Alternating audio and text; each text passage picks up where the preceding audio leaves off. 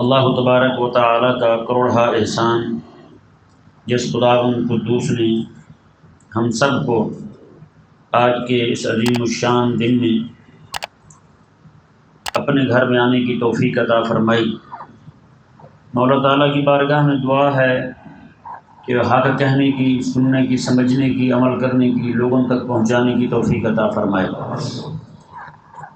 پیارے اور محترم بھائیوں، میں نے جو آپ کے سامنے قرآن مجید فرقان حمید کی سورہ مریم شریف کی آیت نمبر 41 تلاوت کی۔ آیت نمبر 41 سے لے کر آیت نمبر 50 تک پوری 10 آیتیں اللہ تبارک و تعالی نے حضرت سیدنا ابراہیم علیہ نبینا و علیہ السلام کی مدح میں نازل فرمائیں۔ ان کا منہج تبلیغ، طریقہ تبلیغ حضرت سیدنا ابراہیم علیہ السلام کا، پھر آپ کا مشرکین سے علیحدہ ہونا، مشرکین سے جدا ہونا، کیونکہ موحد بندہ، رب تعالیٰ کی توحید کا ماننے والا بندہ کبھی بھی پلیدوں کے درمیان نہیں رہ سکتا، کبھی بھی مشرکوں میں نہیں رہ سکتا۔ ہمارے حضرت امام ذہبی رحمہ اللہ ارشاد فرماتے ہیں، بہت بڑے امام تھے آپ کے دور کے، امام ذہبی کے دور کے حضرت امام اسود رحمہ اللہ فرماتے ہیں کہ انہوں نے ایک دن صبح سے لے کر ظہر تک اپنا منہ دھوتے رہے، صبح سے لے کر ظہر تک، من بکرہ الی ظہر، یعنی صبح سے لے کر تڑکے سے لے کر ظہر تک اپنا منہ دھوتے رہے۔ کسی نے پوچھ لیا کہ حضرت آپ نے یہ کیا کیا؟ میں آج صبح مسجد جا رہا تھا، رائے تو مبتدعن، ایک بد عقیدہ بندہ میرے سامنے آ گیا، صبح سے منہ دھو رہا ہوں، اب ظہر ہو گئی ہے، مجھے نہیں لگتا کہ میرا منہ صاف ہوا ہو۔ بتائیں، جس دین کے ماننے والے، جس ایمان کے ماننے والے، جس کلمے کو ماننے والے، جس توحید کو ماننے والے، ان کے اندر دینی تسلط ایسا تھا، تمہارے دل کے اندر شیطان کی بھی نفرت ہو اور شیطان کے نظام کی بھی نفرت ہو۔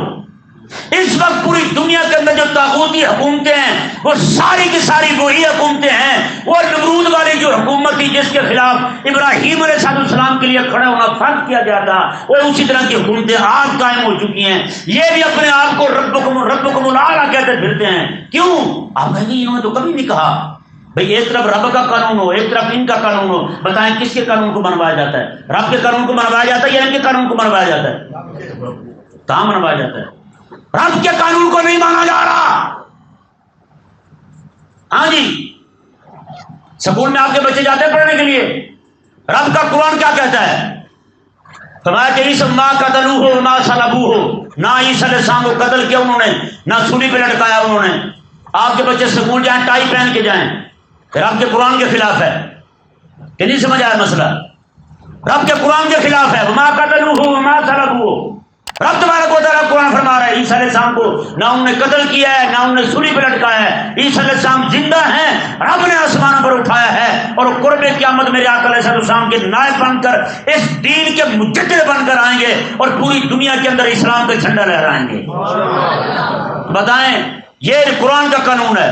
آپ کے سکولوں میں بچہ تب تک داخل نہیں ہو سکتا جب تک ٹائی نہ پہنے، اور یہ ٹائی جو ہے یہ قرآن کے خلاف قانون، قرآن کے خلاف ہے، رب تعالیٰ کی توحید کے خلاف ہے، رب تبارک و تعالیٰ کے دین کے خلاف ہے۔ بتائیں آج کس کی مانی جا رہی ہے؟ انگریز کی مانی جا رہی ہے، رب کے قرآن کی مانی جا رہی ہے؟ بتائیں، آج پوری دنیا میں جہاں بھی چلے جائیں، ہاں اشارہ نہ کاٹیں، یہ قانون بنایا ہوا حکومت کا ہے، کوئی بھی تھوڑی سی بھی جناب دائیں بائیں ہو جائے اسی وقت اس سے پیسے چھین لیں گے، ہے یا نہیں؟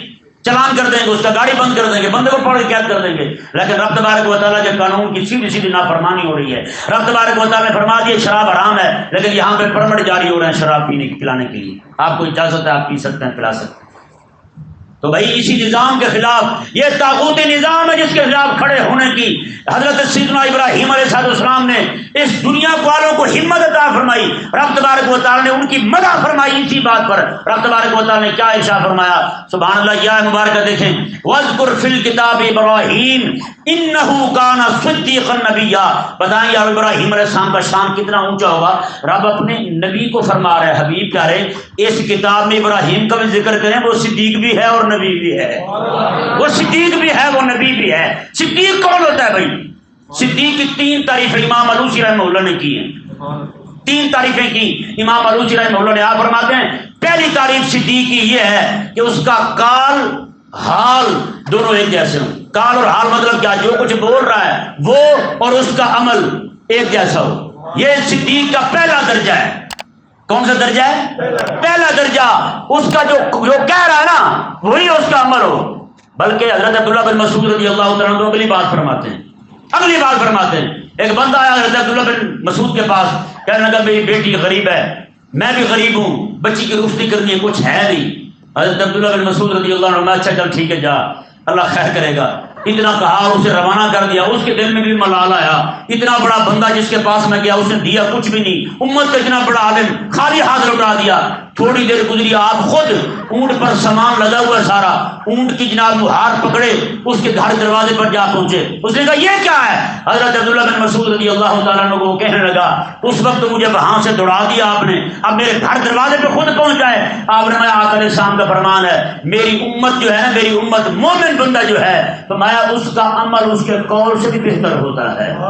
اس کا عمل قول سے بہتر ہوتا ہے. فضیلت والی افضلیت والی بات یہ ہے، ورنہ کم درجے کی بات یہ ہے قول اور عمل یہ دونوں برابر ہونے چاہیے.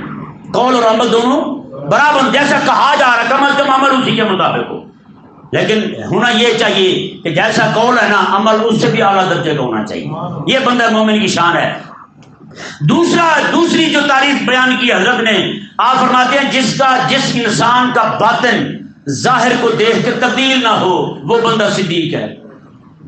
جس کا باطن ظاہر کو دیکھ کر تبدیل نہ ہو وہ بندہ صدیق ہے. آج ذرا اندازہ لگائیں کتنے سارے لوگ ہیں جو جناب تسبیح پڑھ کے ذکر فکر کر کے وہ جناب ذکر کی گرمی اپنے نفس پہ ڈال کے نفس کو تھوڑا قابو کرتے ہیں، لیکن جیسے جناب لوگوں کو دیکھتے ہیں لوگ یہ کر گئے وہ کر گئے یہ بنا گئے وہ بنا گئے، ایک منٹ میں جناب اندر تبدیل، ایک منٹ میں تبدیل. کیا آپ دور نہ جائیں، ابھی تھوڑے ٹائم گزرا ہے، رمضان شریف گزرا ہے، کیسے جناب بندے متقی پرہیزگار ہو گئے تھے، حلال کو ہاتھ نہیں لگاتے تھے.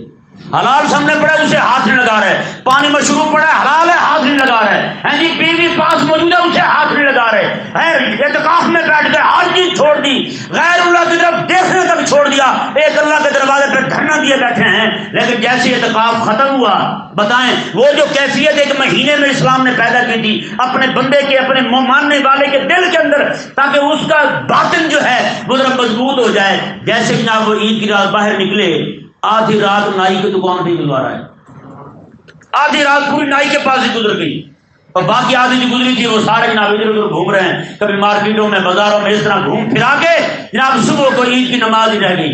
بتائیں یار کیا اس نے کیا؟ اس کا باطن جو ہے وہ تو ظاہر کو دیکھ کے ایک لمحے کے لیے بھی نہیں ٹھہر سکا، فوراً بدل گیا ہے. تو صدیق کیسے بنے گا بھائی؟ یہ صدیق جو درجہ ہے نا یہ وہبی بھی ہے، رب تعالیٰ جسے چاہے عطا فرما دے، یہ کسبی بھی ہے، بندہ خود بھی پا سکتا ہے محنت کر کے جدوجہد کر کے. میرے کریم آقا نے سامنے ارشاد فرمایا کوئی بندہ سچ بولتا رہتا ہے، اپنے عمل کو قول کو سچا کرتا رہتا ہے، کرتے میرے آقا کے سامنے میں ایک وقت آتا ہے وہی بندہ میرے رب کے ہاں صدیق لکھ دیا جاتا ہے، میرے رب کے ہاں صدیق لکھ دیا جاتا ہے. لیکن آج ذرا غور کریں نا، ہم تو خود اپنے منہ سے کہہ رہے ہوتے ہیں. پہلی صاحب میں نماز پڑھنے والا بندہ بھی کہہ رہا ہوتا ہے، کاروبار کرتے ہوئے جھوٹ بولے گا، پتہ کیا کہے گا؟ کہے گا جی آپ جھوٹ نہ بولیں یار، کاروبار چلتے نہیں، جھوٹ نہ بولیں. بتائیں ابھی کیا مطلب ہے آپ کا؟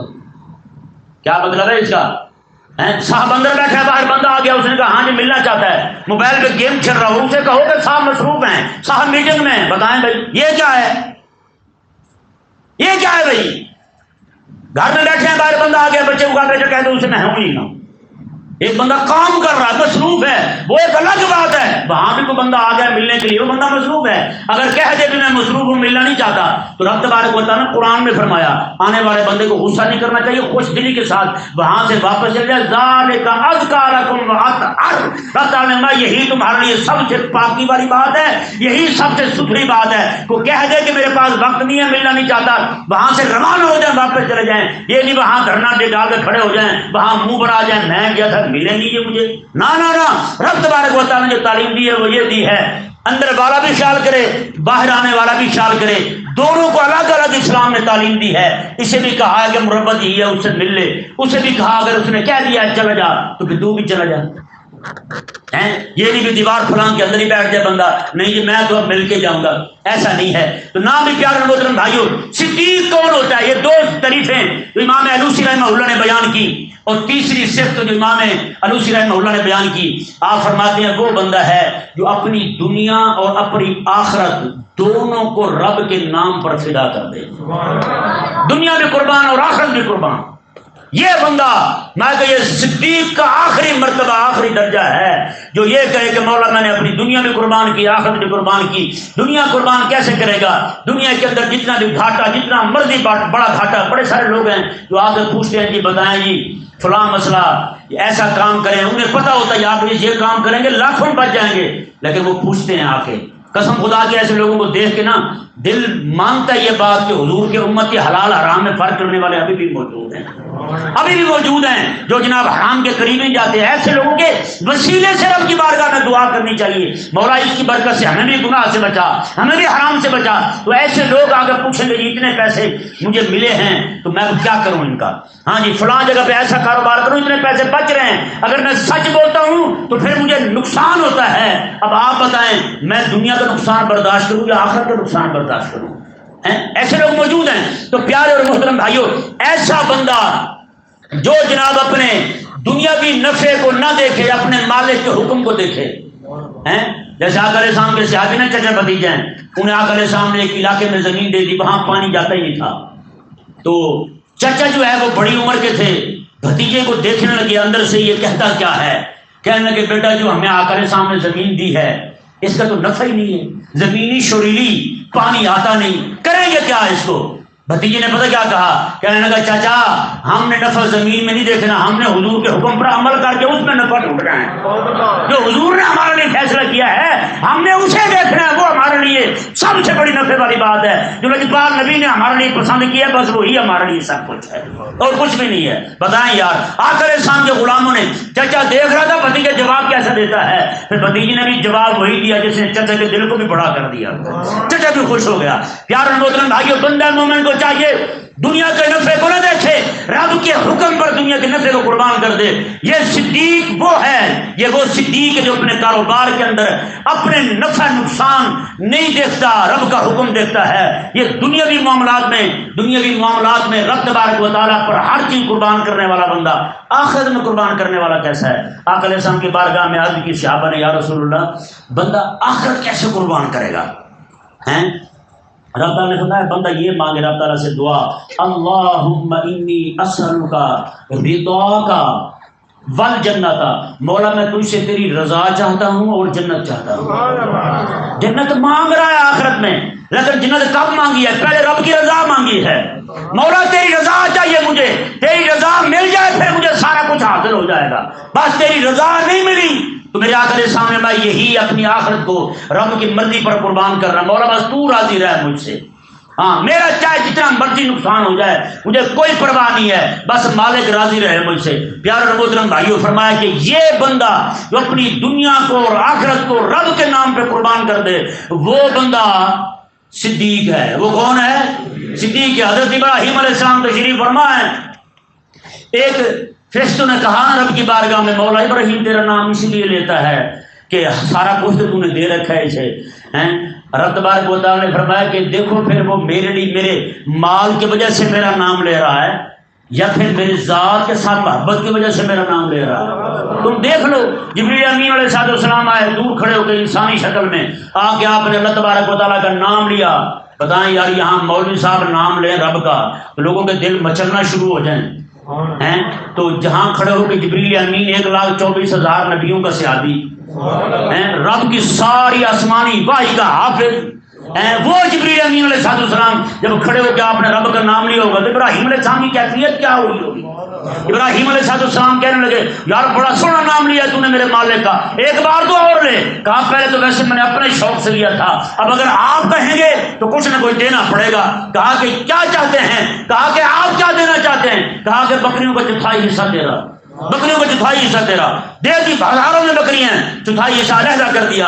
جبریل علیہ السلام نے نام لیا رب تبارک و تعالیٰ کا، کہنے لگے یار اس پہلے سے بھی مزہ زیادہ آیا ہے، پہلے سے مزہ زیادہ ہے، ایک بار اور تو لے میرے سونے مالک کا نام۔ انہوں نے کہا اب کیا دے گا؟ کہا تہائی بھی تیرا، پھر دوسرا حصہ بکریاں بھی دے دی. کہنے لگے ایک بار اور تو دینا, ایک بار اور پڑھنا میرے مالک کا نام. کہا کہ اب تو بکریاں نہیں ہیں, کیا دے گا؟ حضرت ابراہیم علیہ السلام فرمانے لگے کہ اب بکریاں صرف بکریاں تو نہیں چاہیے, بکریاں چرانے والا بندہ بھی تو چاہیے. مجھے نوکر رکھ لے, تو میرے رب کا نام سناتے رہنا, تیری بکریوں کی میں رکھوالی کرتا رہوں گا. بتائیں بھائی, تیری بکریوں کو رکھوالی کرتا رہوں گا میں. یہ حضرت سیدنا ابراہیم علیہ السلام جبریل علیہ السلام رب کی بارگاہ میں حاضر ہوئے, کہنے لگے مولا واقعی وہ صرف تیری ذات کے ساتھ محبت کرتا ہے اور کسی شے سے محبت نہیں. بتائیں صدیق ہے یا نہیں یار؟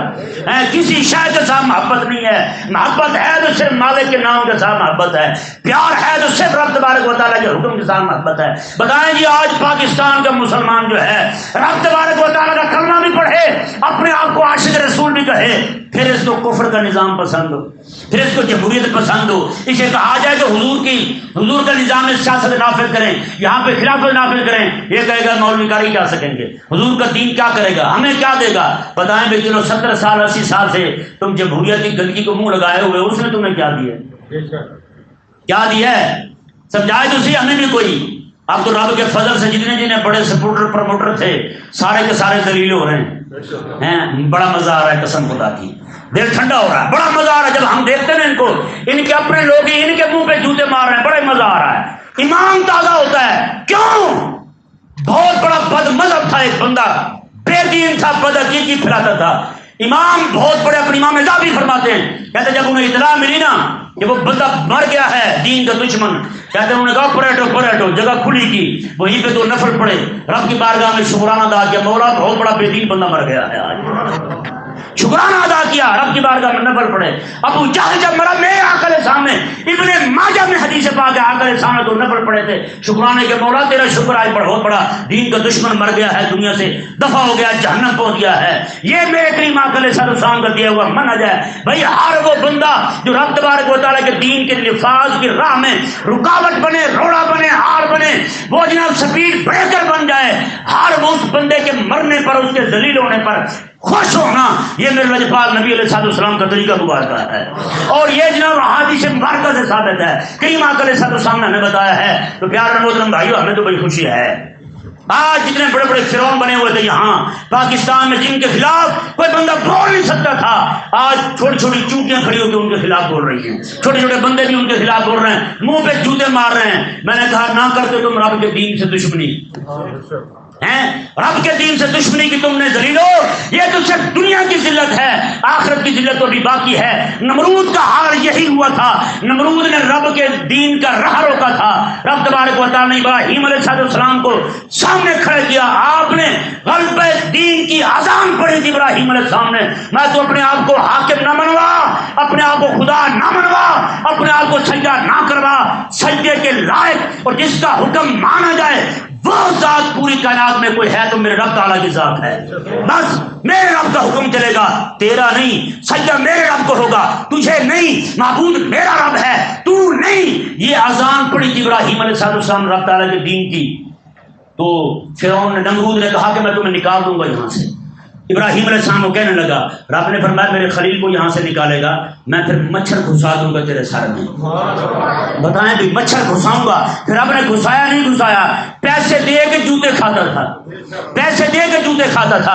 انہوں نے بھی پیسے دے کے, ہر چیز دے کے جن مچھروں کو ہم پر مسلط کیا تھا, رب تبارک و تعالیٰ نے فضل کیا, آج ان کے گھر میں گھس چکے ہیں, آج ان کے دماغ میں گھس چکے ہیں, آج ان کو جناب گھسیٹ رہے ہیں گلیوں میں, محلوں میں, بازاروں میں, سڑکوں میں, چوکوں میں, چوراہوں میں. رب تبارک و تعالیٰ کے فضل کے ساتھ جس طرح نمرود ذلیل ہوا تھا, آج یہ بھی ذلیل ہوں گے. ابراہیم علیہ السلام نے جو دین کی دعوت دی تھی, غلبہ دین کی, وہ دعوت اس وقت بھی کامیاب ہوئی تھی.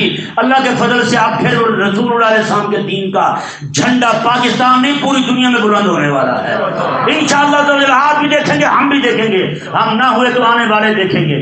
ہاں, یہ وذکر فی الکتاب ابراہیم انہ کان صدیقا نبیا, یہ شیطان کو روڑے مارنے کا حکم اسی لیے ہے کہ یہ اس کو بٹے مارتے رہیں تاکہ ان کے دل میں شیطان کے خلاف نفرت باقی رہے.